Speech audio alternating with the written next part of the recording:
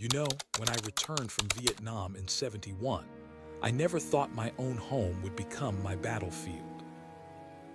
Not in a million years. I'm Jack Thompson, and for 50 years I've navigated the challenges of life after service just fine. At least that's what I told myself. Until last winter, when a simple trip to the bathroom in the middle of the night turned into a 3-day hospital stay, a broken hip, and a complete rethinking of what safety really means when you're getting older. I used to joke with my buddies that we survived the jungle only to be taken down by our own bathrooms. Turns out that joke wasn't so funny anymore. What I've learned since then has completely changed how I see my home. And it might just save your life, or the life of someone you love. I still remember that night with perfect clarity. It was around 2 a.m., pitch black in the hallway.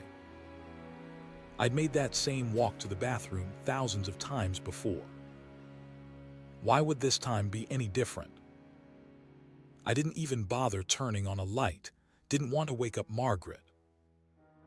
One second I was walking, the next I was on the ground, a searing pain shooting through my hip like nothing I'd felt since taking shrapnel outside Da Nang. I called out for Margaret, but my voice was barely above a whisper. The pain was overwhelming. When the paramedics finally arrived, one of them, young guy, couldn't have been more than 30, looked around our house and said something I'll never forget. "Sir, with all due respect, this place is a minefield for someone your age. A minefield." Those words hit me harder than the fall. I'd spent my entire military career identifying threats, assessing risks, protecting myself and my unit. And here I was, brought down by my own hallway.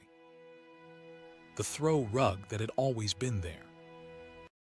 The lack of lighting I'd never thought twice about.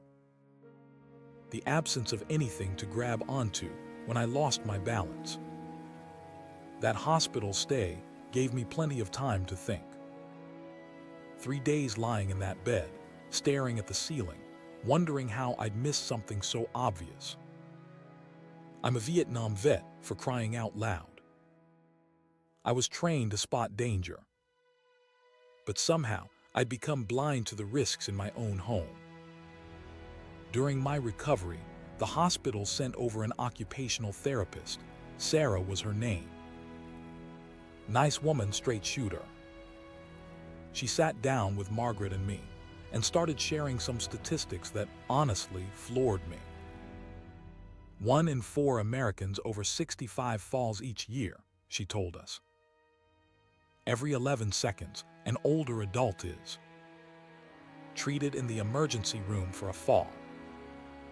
Every 19 minutes, an older adult dies from a fall.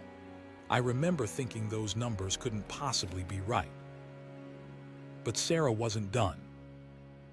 Falls are the leading cause of fatal and non-fatal injuries for older Americans. More than 300,000 hip fractures occur each year, and 95% of those are caused by falls. I'd faced mortality before. In Vietnam, you couldn't escape it. But this was different. This wasn't about bullets or bombs. This was about everyday life. About getting up to use the bathroom. About walking through your own living room. About taking a shower. The most unsettling part. Sarah told us that having one fall doubles your chances of falling again.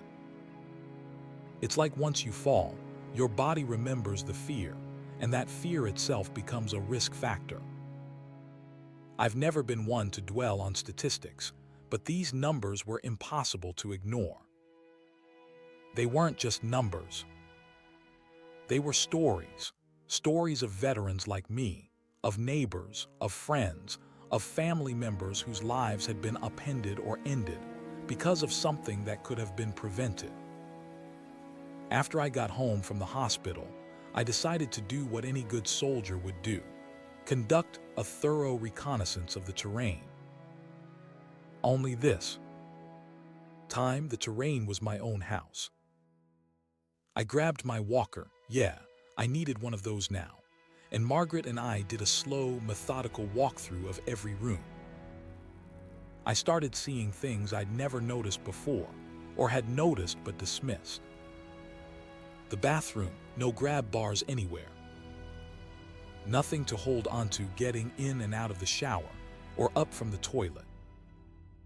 The tub with its slippery surface.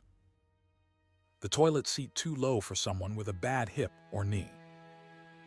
The kitchen cabinets too high, requiring a step stool that could easily tip. Frequently used items stored where they required reaching or bending. Floor wax that made the linoleum as slick as ice when wet. The stairs, no handrail on one side, poor lighting, no color contrast to help see the edge of each step. The bedroom, path to the bathroom cluttered with furniture that created an obstacle course in the dark. No light within reach of the bed. And throughout the house, throw rugs that might as well have been landmines. Extension cords running across walkways. Furniture arranged in ways that created narrow passages. Light switches located where you had to walk through darkness to reach them. I felt like I was seeing my home for the first time. And what I saw wasn't pretty. This place that had been our sanctuary, our safe haven for over 30 years, was actually dangerous. Not just for me, but for Margaret too. You know what was harder than recovering from that broken hip? Admitting I needed to change things. Admitting I wasn't as capable as I used to be. For us veterans especially, there's this stubborn pride. We've been through hell and back. We've endured conditions most people can't imagine. We've pushed through pain, through fear, through exhaustion. Asking for help, admitting vulnerability, that goes against everything we were trained to do. I remember telling Margaret, I don't need to baby-proof our house. I'm not an invalid. The look she gave me, part sympathy, part exasperation, said it all. Jack, she said, is it baby-proofing when soldiers wear helmets in combat? Is it baby-proofing when you wear a seatbelt in a car? She was right, of course. This wasn't about being weak. It was about being smart. About adapting to changing conditions, something any good soldier knows how to do. The hardest part wasn't installing grab bars or removing throw rugs. The hardest part was changing my mindset. Accepting that aging in place requires strategy and planning, just like any military operation. I had to remind myself that in Vietnam, the guys who survived weren't always the strongest or the bravest. Often they were the smartest, the ones who assessed risks accurately, who adapted, who planned ahead. Once I got past my pride, Margaret and I developed a systematic approach to making our home safer. We called it our Operation Safe Haven, and we tackled it room by room, priority by priority. First, we focused on the highest risk areas, the bathroom and stairs. In the bathroom, we installed grab bars, not those institutional-looking ones, but stylish ones that actually enhanced the look of the room. We got a shower chair, a handheld shower head, and a raised toilet seat. We put in non-slip mats and improved the lighting.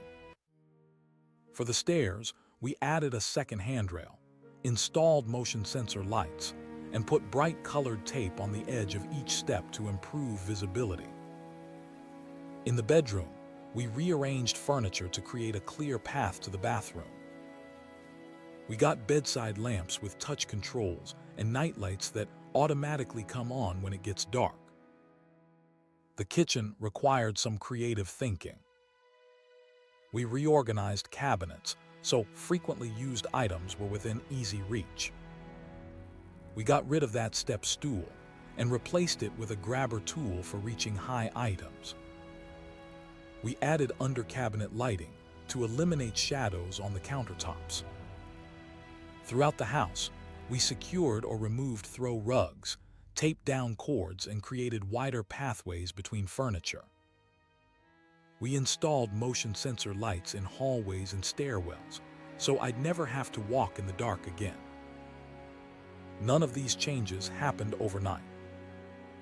Some were simple DIY projects. Others required professional help. Some were free, others required an investment. But all of them were worth it. Here's something I didn't expect. These changes didn't just make our home safer, they made it more comfortable, more functional, and even more attractive in many ways. Those grab bars in the bathroom. Margaret says they're perfect for hanging towels. The improved lighting throughout the house has made reading easier and revealed colors in our furnishings we hadn't fully appreciated before. The reorganized kitchen is more efficient for both of us, not just me with my mobility issues. And there were other benefits beyond the physical changes. Making these modifications together gave Margaret and me a shared project, a common goal. It opened up conversations about aging, about our future, about what we wanted for the years ahead, conversations we'd been avoiding. Perhaps most importantly, these changes gave us peace of mind. I sleep better knowing Margaret is less likely to fall if she gets up during the night. She worries less about me when I'm home alone. Our kids and grandkids visit more often because they're not constantly anxious about our safety. There's a freedom that comes with this security. I'm more confident moving around my own home. I'm less hesitant to do things independently. In many ways, I feel more capable now than I did before my fall, because I'm working with my environment rather than against it. If I could go back and give my younger self some advice, here's what I'd say. First, don't wait for a crisis. My fall was a wake-up call, but it was one that came with a steep price. Physical pain, emotional distress, financial cost, and a long recovery. Prevention is always better than reaction. Second, get a professional assessment. After my DIY efforts, we eventually had an occupational therapist come to our home for a thorough evaluation. She spotted risks we'd missed and offered solutions we hadn't considered. Many insurance plans, including Medicare, will cover this kind of assessment. Third, look into financial assistance. As a veteran, I qualified for certain home modification benefits through the VA that I hadn't known about. There are also grants, tax deduction, and other programs designed to help seniors make safety modifications. Don't assume you can't afford to make your home safer. Investigate your options. Fourth, involve your family, but maintain your autonomy. Our children had been expressing concerns about our home for years, but I dismissed them as overprotective. Including them in our modification plans helped repair some of that tension, while still allowing Margaret and me to make our own decisions. Fifth, think long-term. Some modifications we made were to address immediate needs, but others were in preparation for future changes. Installing a curbless shower, for example, isn't something we need right now, but it might be essential in 5 or 10 years. And finally, remember that aging in place is about more than just safety. It's about maintaining independence, dignity, and quality of life in the home you love. One unexpected outcome of my experience has been the opportunity to help other veterans face similar challenges. At my VFW post, I started sharing what I'd learned, and it sparked important conversations among men who, like me, weren't accustomed to discussing vulnerability. I remember one fellow Vietnam vet, Bill, pulling me aside after I mentioned my bathroom modifications. "You know," he said quietly, "I've been sleeping on my couch for 3 months because I can't safely get up and down the stairs to my bedroom anymore." But I was too embarrassed to tell anyone. That conversation led to a group of us helping Bill install a stair lift in his home. And that project led to another and another. We've created an informal network of veterans helping veterans adapt their homes, sharing resources, labor, and expertise. There's something powerful about veterans helping each other this way. We understand each other's pride, each other's reluctance to ask for help. We speak the same language.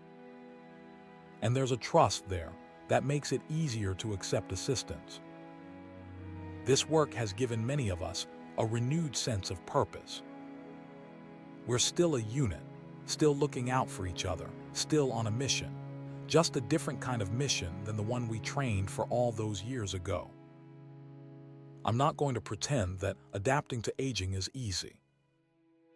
There are days when I resent the limitations of my body, when I miss the strength and resilience of my younger self. There are moments when the modifications in our home remind me of what I've lost rather than what I've gained. But most days, I choose to look forward, not back. I focus on what I can do, not what I can't. I appreciate the wisdom that comes with age, even as I acknowledge the physical changes. Margaret and I have plans, travel we want to do, grandchildren's graduations we want to attend, anniversaries we want to celebrate. Staying in our home safely and comfortably is a key part of those plans. Every modification we've made is an investment in that future. I think about my buddies who didn't make it back from Vietnam, who never got the chance to grow old, to face these challenges of aging. In light of their sacrifice, adapting my home seems like a small price to pay for the gift of additional years. And I think about the example I'm setting for my children and grandchildren, showing them that aging doesn't have to mean giving up, that it can be approached with the same strategic thinking and adaptability that served me well in the military. So here we are, a year after my fall. The physical healing happened months ago, but the mental shift, the emotional adaptation, that's ongoing. Every day, I'm grateful for the wake-up call, painful though it was. My home is safer now, not just for me, but for everyone who visits. More importantly, it's still my home, still the place where Margaret and I have built our life together, still filled with our memories and our belongings, still the setting for our ongoing story. If you're watching this and thinking about your own home, or your parents' home, or a veteran you care about, I hope my experience offers some perspective. You don't have to wait for a crisis. You don't have to compromise dignity for safety. And you definitely don't have to face these challenges alone. There are resources available, professionals who specialize in aging-in-place design, organizations that offer assistance, communities of people sharing their experiences and solutions. Reach out. Ask questions. Be proactive. Remember, making your home safer isn't admitting defeat. It's a tactical decision, a strategic move to protect what matters most: your independence, your quality of life, your future in the home you love. This old soldier has learned that sometimes the bravest thing you can do is acknowledge that things have changed and adapt accordingly. After all, isn't that what survival has always been about? Thank you for listening to my story. Now I'd like to hear yours. Share your experiences in the comments below, or reach out if you have questions about specific modifications we've made. Let's create a community of support for aging in place, because everyone deserves to feel safe and comfortable in their own home. Until next time, this is Jack Thompson, signing off from a home that's not just safer, but better in every way that matters.